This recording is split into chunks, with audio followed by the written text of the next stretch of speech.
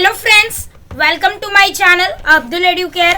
तो फ्रेंड्स, आज की इस वीडियो में हम स्टैंडर्ड 6 हिस्ट्री का chapter number 1 the Indian subcontinent and history के बारे में पढ़ेंगे।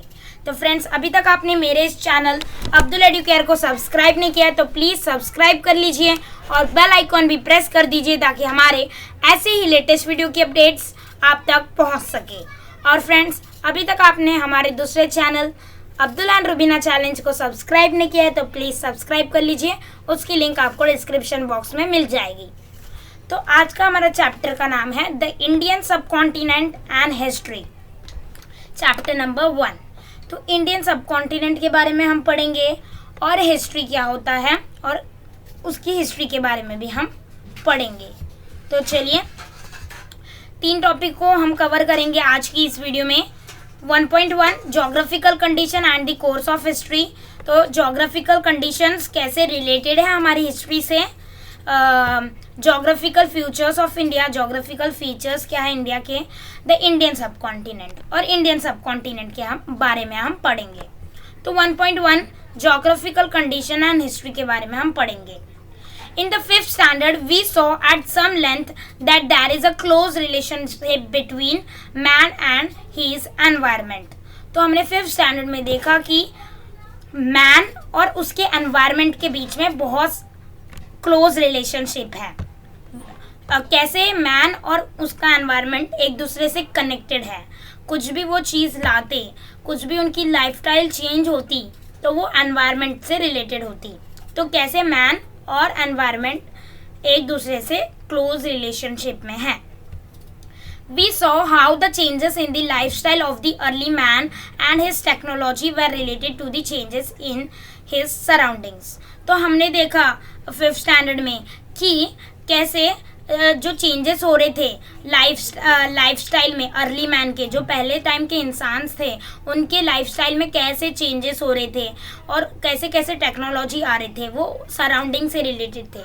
जैसे सराउंडिंग हमारा चेंज होता था, उनकी लाइफस्टाइल भी चेंज होती थी।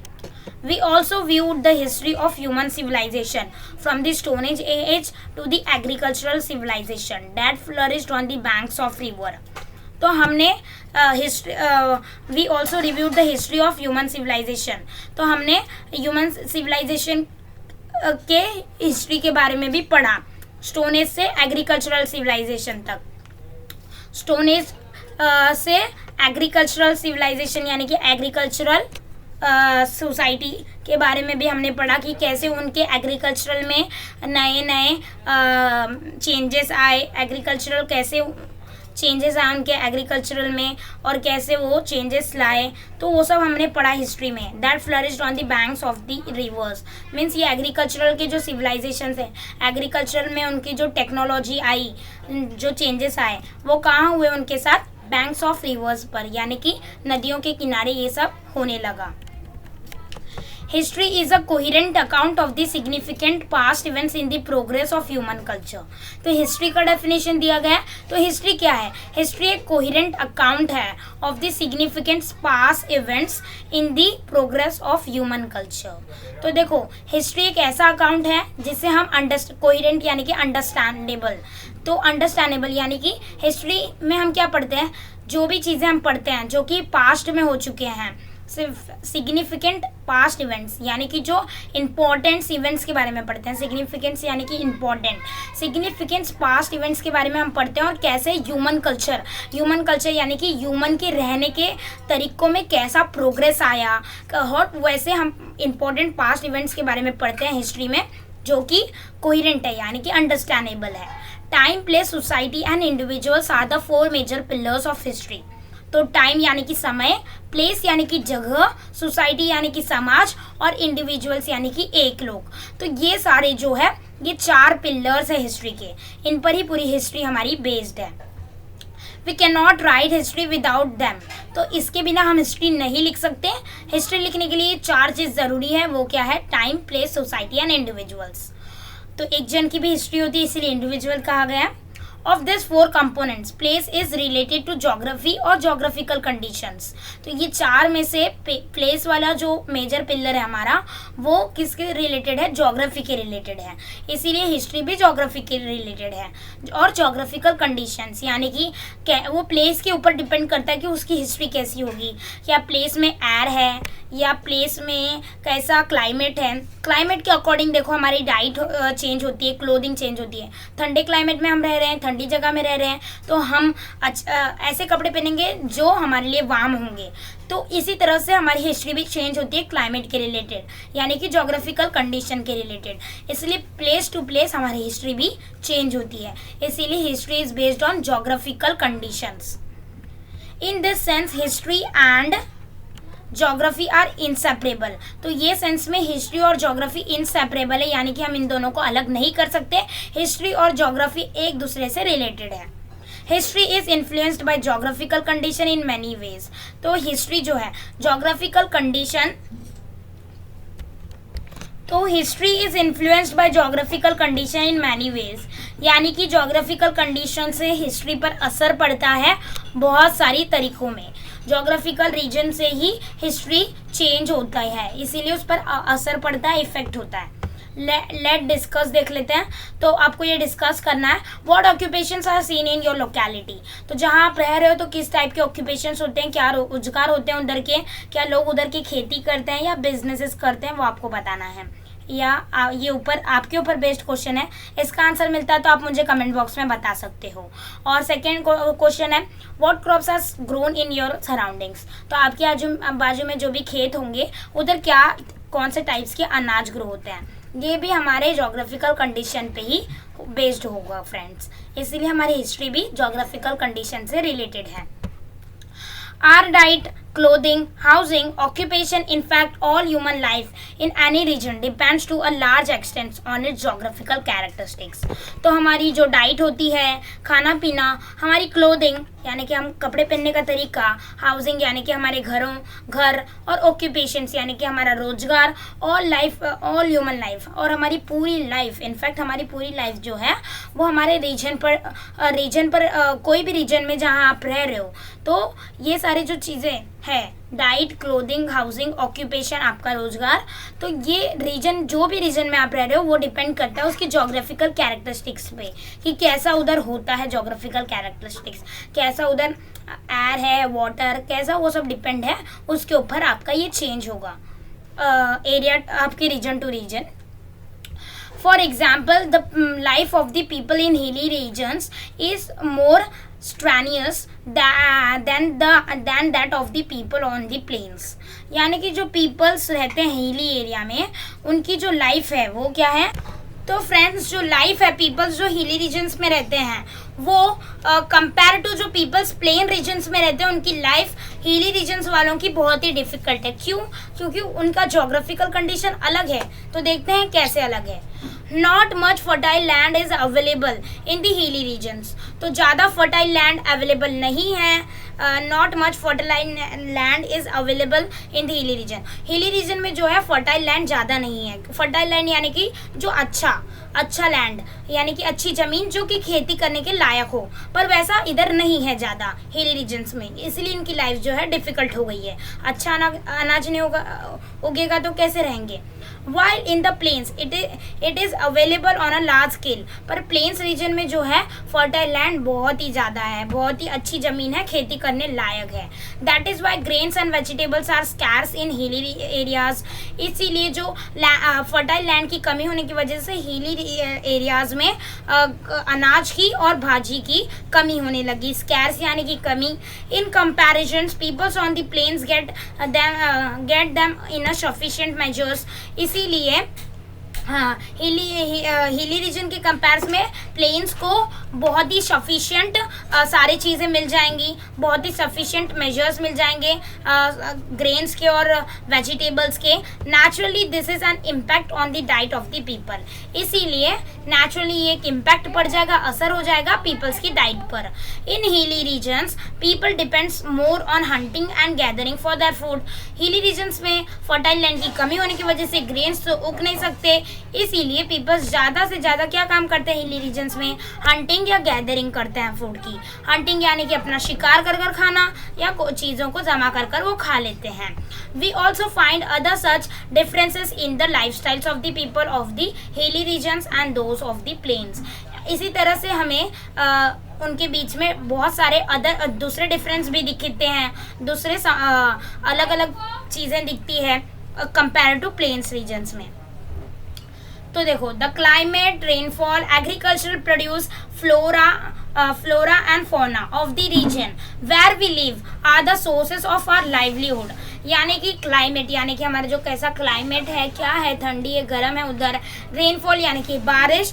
एग्रीकल्चरल प्रोड्यूस यानी कि क्या उगकर हमें मिलता है। फ्लोरा यानी कि तो फ्रेंड्स, फ्लोरा यानी कि प्लांट एंड फौना यानी कि एनिमल्स। तो ये जो क्लाइमेट, रेनफॉल, एग्रीकल्चरल प्रोड्यूस जो भी एग्रीकल्चर से उगता है अनाज, और प्लांट्स और एनिमल्स वो रीजन्स के वेयर वी लिव, जहाँ हम रहते हैं, ये हमारे सोर्स है हमारे इनकम के, यानी कि हमारे रोजगार के। इनके ऊपर ही हमारा रोजगार डिपेंड है। अगर एग्रीकल्चरल प्रोड्यूस अच्छी होगी तो हमें अच्छे पैसे मिलेंगे।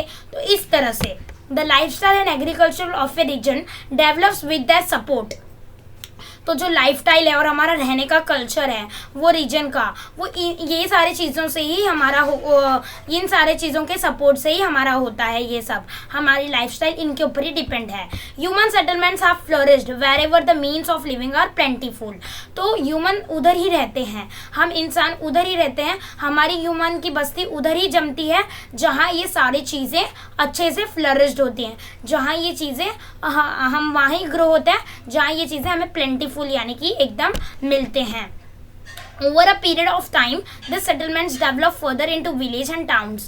तो आते आते ये जो settlements, ये बस्ती क्या हो गई, विलेज और टाउन्स यानी कि सिटी और गांव में बदल गई।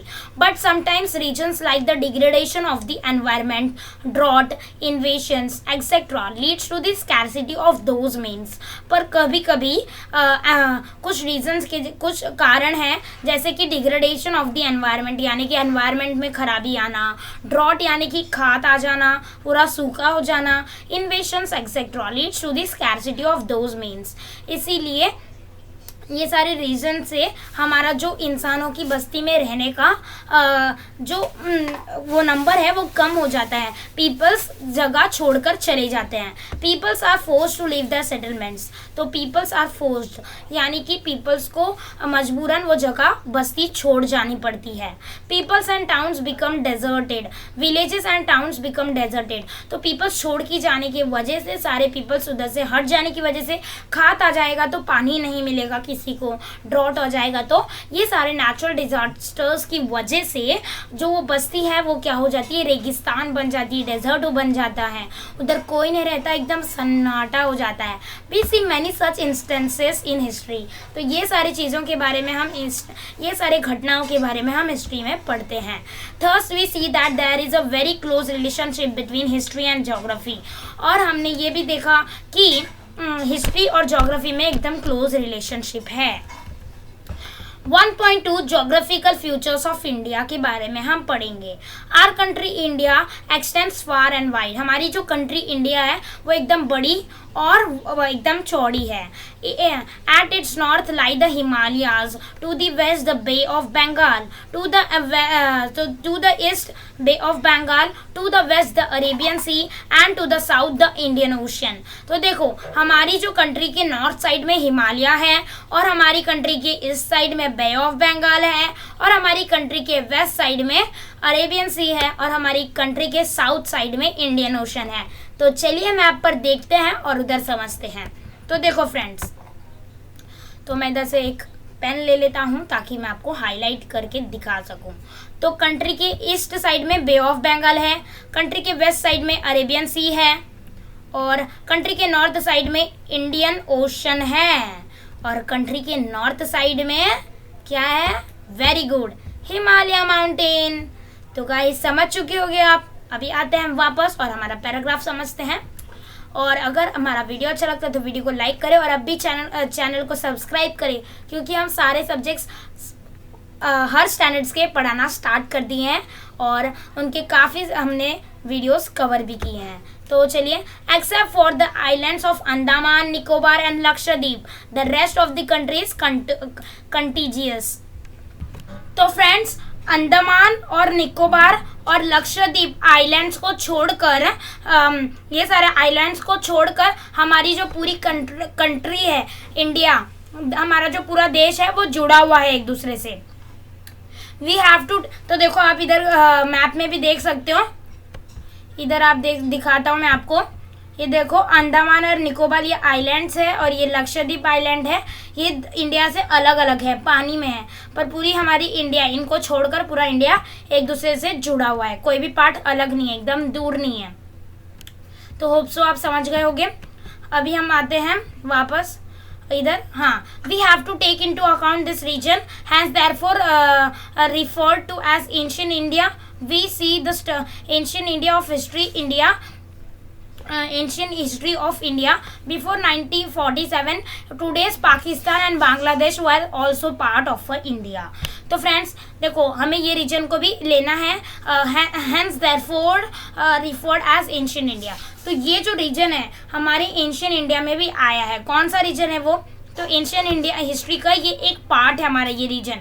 तो देखो 1947 के पहले जो पाकिस्तान, आज का जो पाकिस्तान है और बांग्लादेश, वो भी हमारे एक इंडिया का पार्ट थे, हमारा एक देश का पार्ट था, पर आज वो अलग हो चुके हैं। तो हमारे एंशियंट इंडिया का ये भी इंडिया और बांग्लादेश हमारे इंडिया में ही आते हैं। The following regions has seen to be important when we look at the course of Indian history। तो जब हम इंडियन हिस्ट्री के बारे में पढ़ते हैं तो ये प्लेसेस के बारे में हमें पढ़ना बहुत ज़रूरी है, क्योंकि ये प्लेसेस बहुत ही अहम रोल निभाते हैं। इट्स इम्पॉर्टेंट रोल इनका है।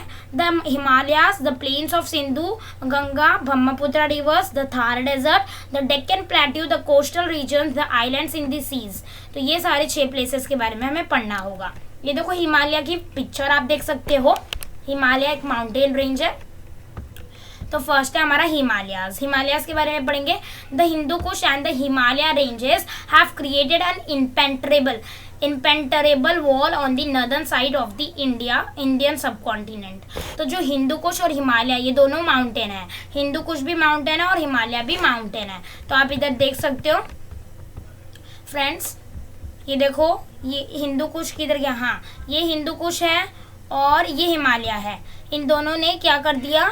दोनों ने एक ऐसी दीवार बना दी, इम्पेंटरेबल, यानी कि एकदम विशाल, एकदम बड़ी दीवार बना दी, जिसको कोई मीन्स कुछ कर नहीं सकता। इतनी बड़ी विशाल दीवार बना दी है दोनों माउंटेन मिलकर नॉर्दर्न साइड पर, यानी कि ऊपर वाले पार्ट पर, नॉर्थ पर इंडियन सब कॉन्टिनेंट के। This wall has separate the India subcontinent from the desert of Central Asia. तो ये जो वॉल है इंडियन सब कॉन्टिनेंट का, this wall has separate the Indian continent from the desert of Central Asia. तो Indian subcontinent और desert of Central Asia, इन दोनों को सेपरेट कर दिया है। ये वॉल जो है ना, ये जो दीवार बनी है वो डेजर्ट ऑफ सेंट्रल एशिया, जो डेजर्ट से सेंट्रल एशिया के, उनको सेपरेट कर दिया इंडियन ओशन से, इंडियन सब कॉन्टिनेंट से। However there is a land route through the Khyber and Bolan passes in the Hindu Kush mountains.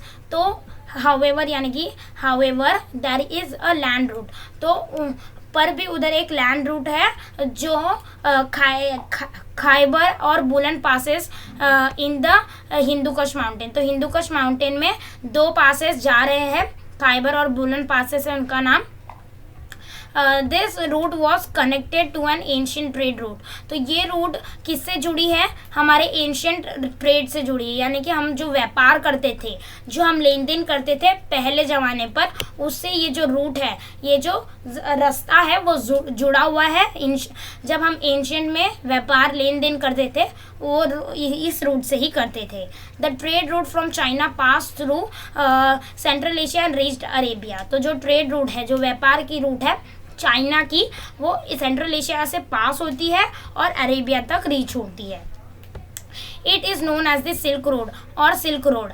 इसको सिल्क रूट भी कहा जाता है या तो सिल्क रोड भी कहा जाता है, because silk was the main commodity exported to the western countries using this road. तो ये रोड के थ्रू क्या चीज़ जाती थी, सिल्क जाती थी, इसीलिए सिल्क ही ऐसा मेन चीज़ थी जो हम एक्सपोर्ट करते थे, देते थे वेस्टर्न कंट्रीज को, इसीलिए इसे सिल्क रूट भी कहा जाता था। The route through the passes, the route through The passes were used by many foreign invaders to enter ancient India। तो ये जो रूट है वो रूट से, इसे मैं मिटा रहा हूँ, हाँ, तो ये जो रूट है ये route, the route through the passes were use, तो ये रूट के थ्रू बहुत सारे फॉरेनर्स हमारे एंशियंट इंडिया के समय में, एंशियंट इंडिया में, तो फ्रेंड्स ये वाली रूट से ही सारे जो फॉरेन्स लोग जो आते थे एंशियंट इंडिया में, वो यही रूट से घुसते थे हमारे इंडिया में।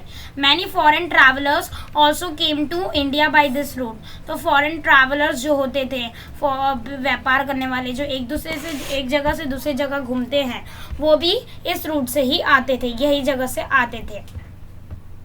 अभी हम खाइबर पास के बारे में पढ़ेंगे कि क्या खाइबर पास है। The plains of the Sindhu Ganga और ये खाइबर पास की इसके बारे में अब हम पढ़ने वाले नहीं है फ्रेंड्स, सॉरी मैंने गलती से बोल दिया। ये जो है खाइबर पास का क्या है, पिक्चर दिया गया आपको। सेकेंड हमारा किस टॉपिक पर है, the plains of the Sindhu Ganga Brahmaputra के बारे में हम पढ़ेंगे। The region consist of this region consist of the basins of the 3 big river Sindhu Ganga Brahmaputra and their tributaries. तो देखो ये रीजन ये रीजन के अंदर क्या क्या चीज़ें आती है, बेसिन्स यानी कि क्या दोस्तों, तो एक एन एरिया ऑफ लैंड जहाँ से पानी बहता है रिवरों का, from where the water flows into river.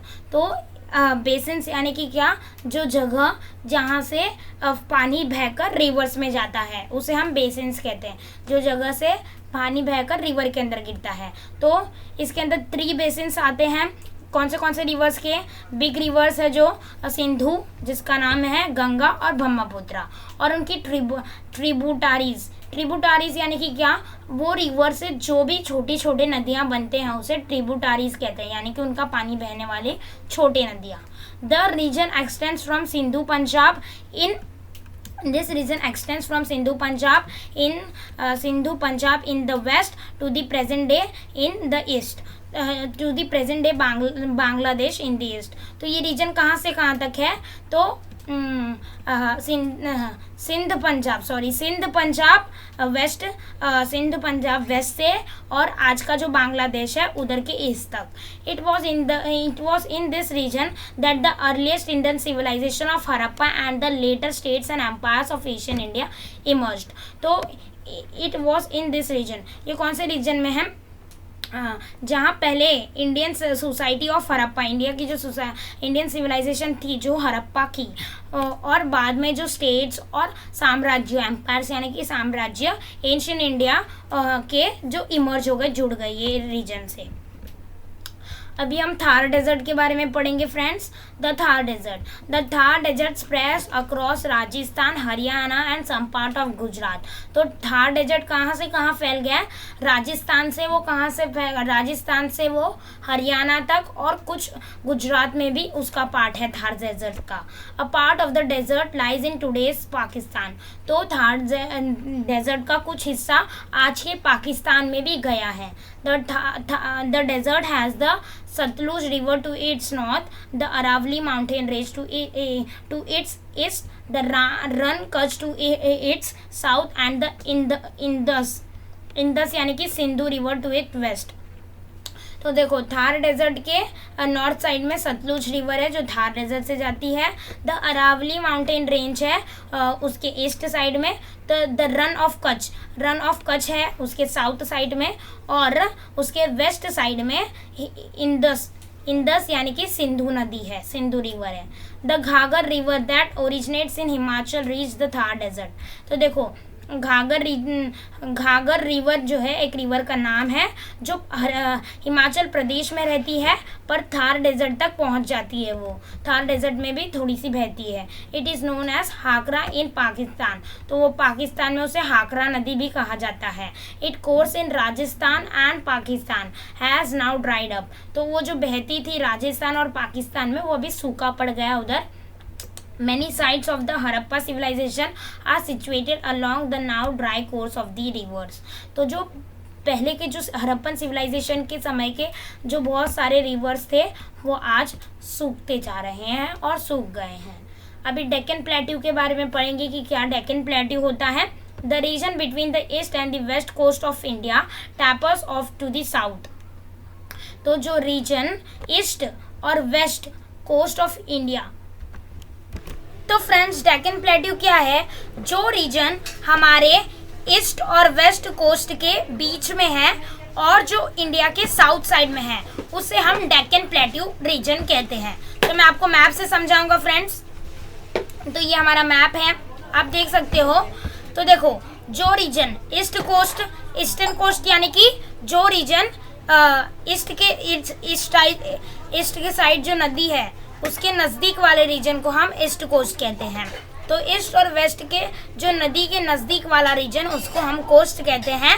तो देखो आप इधर ईस्ट है, ये साइड ईस्ट है और ये साइड वेस्ट है, तो ये दोनों कोस्ट के बीच वाला रीजन जो साउथ में है उससे हम क्या कह रहे हैं, डेक्कन प्लेट्यू कह रहे हैं। ये वाले रीजन को, इधर भी ईस्ट है और इधर भी ईस्ट है और ये कोस्ट है यानी कि किनारा, ये देखो नदी का किनारा।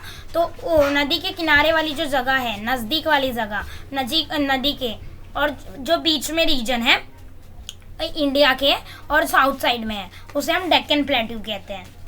तो अभी वापस आ जाते हैं हम अपने इधर पर। हाँ, this region has the Arabian Sea to its west, the Indian Ocean to its south and the Bay of Bengal to its east. तो देखो ये रीजन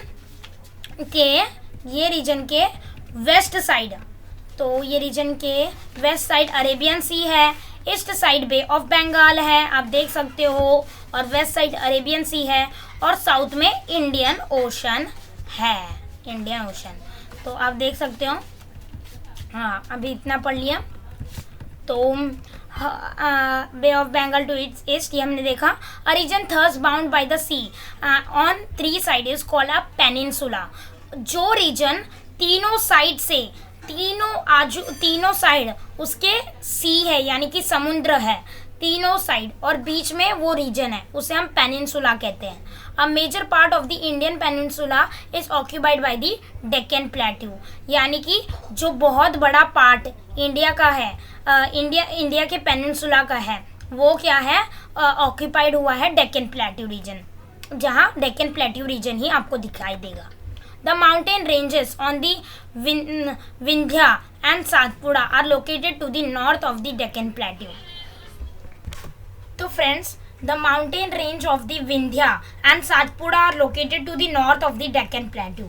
तो जो mountain range है विंध्या और सातपुड़ा, तो ये डेक्कन प्लेट्यू के नॉर्थ साइड में आते हैं। The Sahyadri mountain ranges are to its west. तो जो सह्याद्री mountain ranges है वो उसके वेस्ट साइड में आते हैं। They are also known as the Western Ghats. तो ये सह्याद्री माउंटेन रेंजेस को हम वेस्टर्न घाट्स भी कहते हैं, उनको वेस्टर्न घाट्स के नाम से भी जाना जाता है। To the west of the Sahyadri is the coastal region of Konkan and Malabar. तो वेस्ट साइड में सह्याद्री के क्या है, कोस्टल रीजन है। कोस्टल रीजन यानी कि नदी के नज़दीक वाला रीजन, कोंकण का और मलाबार का।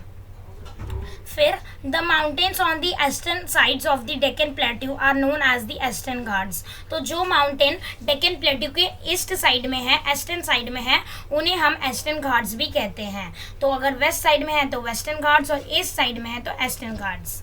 और Deccan plateau has fertile land where many post Harappans agrarian cultures flourished.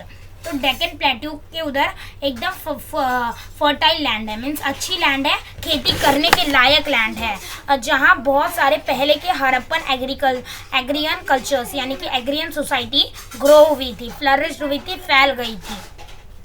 Deccan plateau was a part of the Maurya empire. तो डेक्कन प्लेट्यू पार्ट है मौर्य एम्पायर के समय से। The largest in the ancient India, तो एक ये लार्जेस्ट पार्ट है एंशियंट इंडिया का। After the decline of the Maurya empire to several other kingdoms and smaller empires continue to flourished in this region. तो मौर्य एम्पायर डिक्लाइन यानी कि बंद हो जाने के बाद, मौर्य एम्पायर बंद हो जाने के बाद बहुत सारे दूसरे किंगडम्स और छोटे छोटे एम्पायर्स यानी कि साम्राज्य जहाँ राजा लोग राज करते थे वो इधर फ्लरिश्ड और ग्रो होने लगे, क्योंकि इधर फर्टाइल लैंड थी, अच्छी लैंड थी। अभी 5 है हमारे टॉपिक, कोस्टल रीजन्स के बारे में पढ़ेंगे।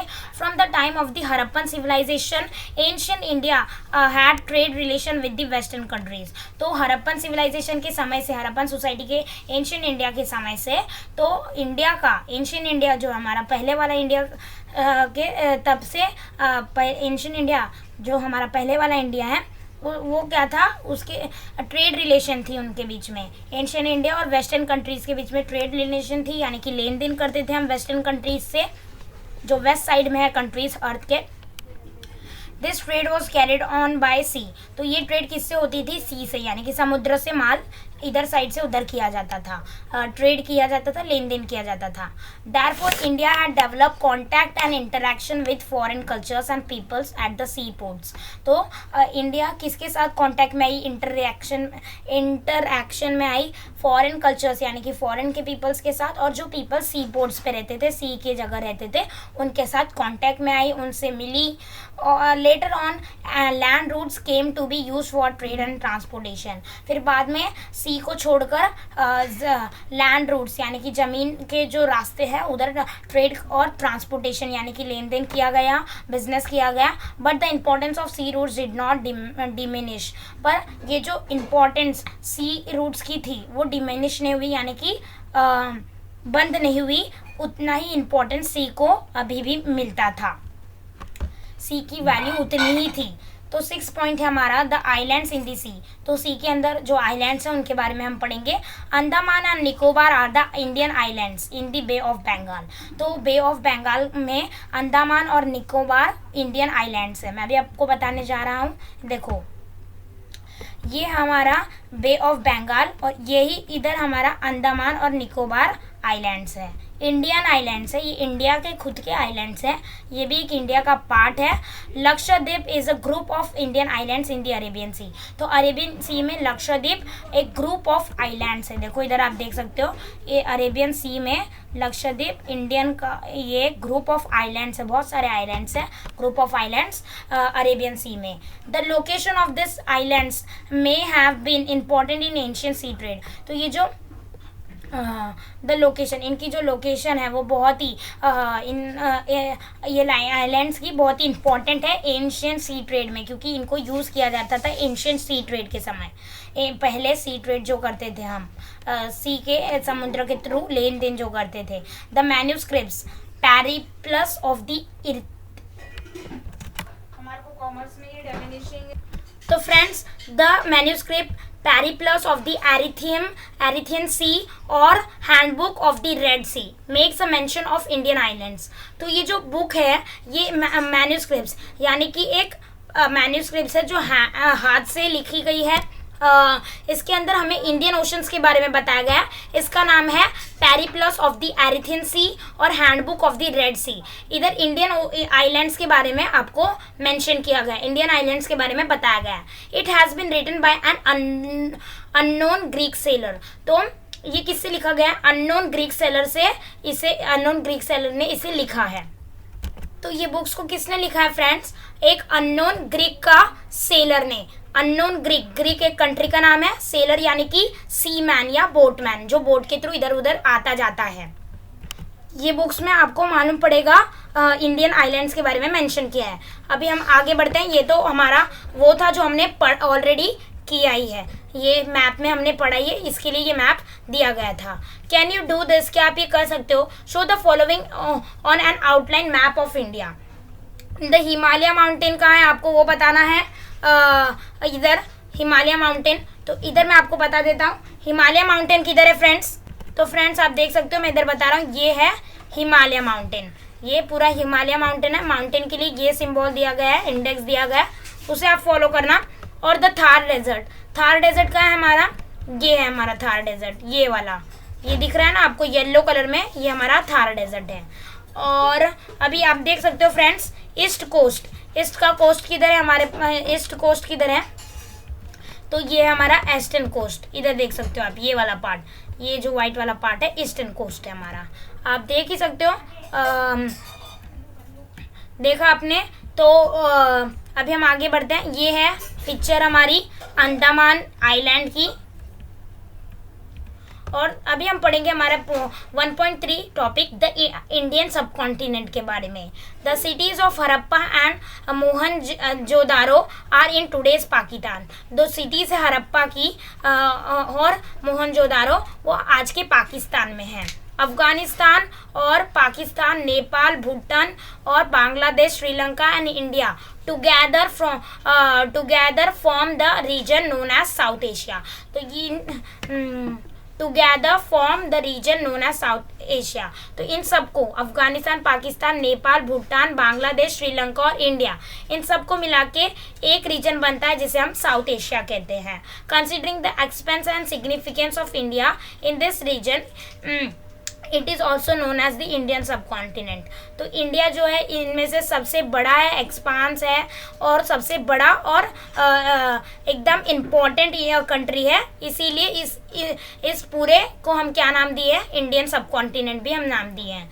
The Harappan civilization had spread mainly in the north western part of the subcontinent. तो देखो, द हरप्पन सिविलाइजेशन कहाँ स्प्रेड हुआ था ज़्यादा, हमारा north western part of Indian subcontinent. तो इंडियन सब कॉन्टिनेंट का नॉर्थ वेस्ट पार्ट में हमारा ज़्यादा हरप्पन सिविलाइजेशन स्प्रेड हुआ था।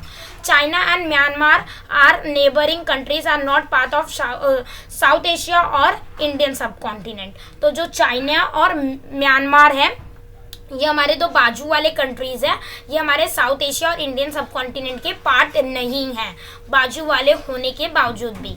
However they had culture and trade relation with ancient India. पर पहले के ज़माने, पहले के इंडिया में हम क्या करते थे, उनके साथ हमारे ट्रेड रिलेशन थे और उनके पीपल्स के साथ रिलेशन थे। They have an important place in the study of ancient India history.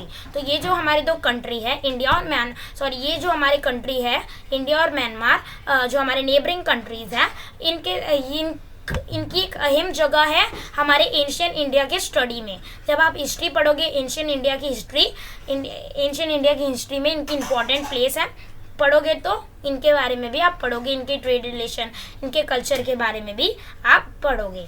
तो हमारा ये जो चैप्टर है वो हमने पूरा कंप्लीट कर दिया फ्रेंड्स, एक ही पार्ट में, कोई पार्ट नहीं किया हमने इसमें। तो वीडियो को आप देखना, नहीं समझ में आता है तो वापस देखना, आपको पूरा समझ में ज़रूर आएगा। इसके क्वेश्चन आंसर चाहिए तो कमेंट बॉक्स में ज़रूर आप मुझे लिख कर बता सकते हो, वो क्वेश्चन आंसर का वीडियो ऑलरेडी मैं ला दूंगा आपके लिए।